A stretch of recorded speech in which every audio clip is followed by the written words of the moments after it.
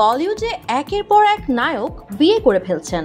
প্রত্যেক মাসেই কারো না কারো বিয়ের খবরে হইচই বলি পাড়ায়। অন্যদিকে দেখুন, বলিউডের সব বিয়েতে হাজির থাকলেও সালমান খান বিয়ে থেকে নিজেকে শতদূরে সরিয়ে রেখেছেন। বয়স 58 হলেও বলিউডের ভাইজানের কোনো ভ্রুক্ষেপ নেই। অন্যদিকে সালমানের অনুরাগীরা অধীর অপেক্ষায় বসে আছেন তার বিয়ে দেখার জন্য। সত্যি কি বিয়ে করবেন না সালমান? সালমান তার বিয়ে নিয়ে কখনোই কিছুই বলেন না। আপনি জানেন কি, ভাইজান খ্যাত এই সুপারস্টারেরও কিন্তু বিয়ে পাকাপাকি হয়েও অবশেষে বিয়ে ভেঙে গিয়েছিল। সেই অজানা গল্পটি আপনাদের শেয়ার করব আজ। বলিউড সুপারস্টার সালমান খানের নারীকুলে রয়েছে অগণিত ভক্ত অনুরাগী। বলা হয়ে থাকে, এই সময়কালে বলিউডের প্রায় প্রত্যেক নারীর সঙ্গে পর্দায় প্রেম করেছেন তিনি। পর্দার বাইরেও পিছিয়ে থাকেননি এই প্রেমিক পুরুষ।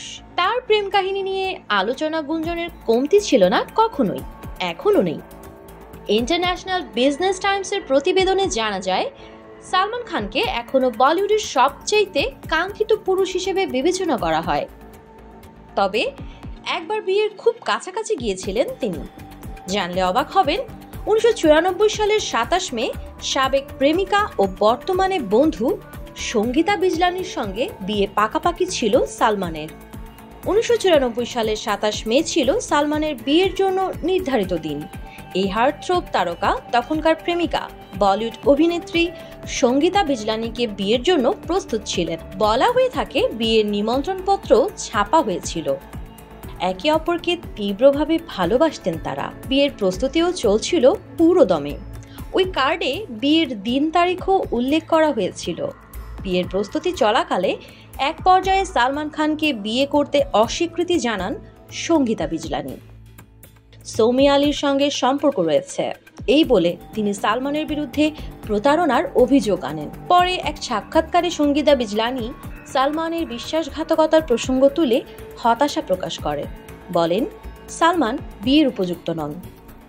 ভারতের জনপ্রিয় রিয়েলিটি শো কফি উইথ করণে বলিউড চলচ্চিত্র নির্মাতা ও প্রযোজক করণ জোহরের কাছে একই কথা জানান সালমান খান।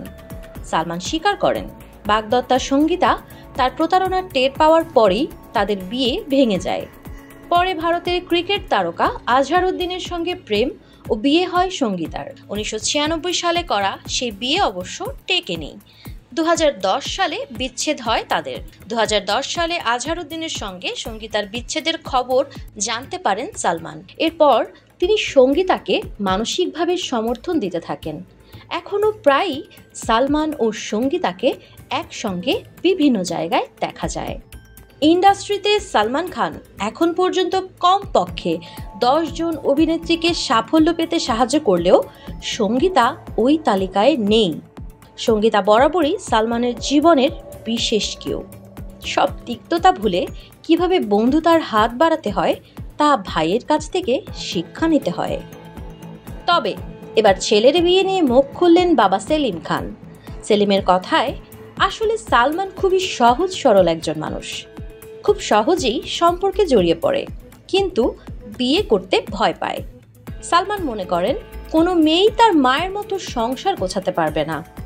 আসলে সালমান সব মেয়ের মধ্যেই মায়ের কোয়ালিটিগুলো খুঁজতে শুরু করে। সেলিম বলেন, সালমান চায় ও যেই মেয়েকে বিয়ে করবে সে যেন স্বামী ও সন্তানদের প্রতি গভীর ভালোবাসা রাখে, সে যেন প্রকৃত স্ত্রী হয়ে ওঠে।